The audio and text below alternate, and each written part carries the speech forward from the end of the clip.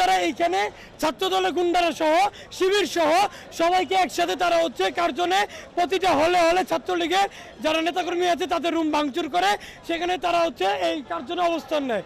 সেই পরিপ্রেক্ষিতে আমরা এখানে জমায়েত হয়েছি। দেখা যাক যে সত্যের জয় হবে।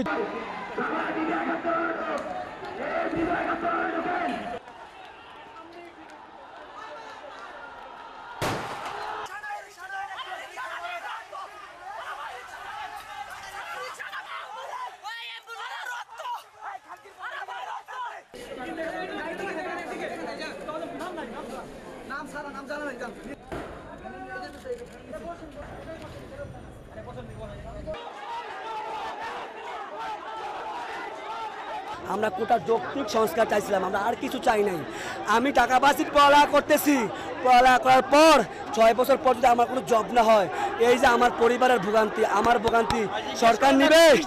এটা কি দেশ নিবে?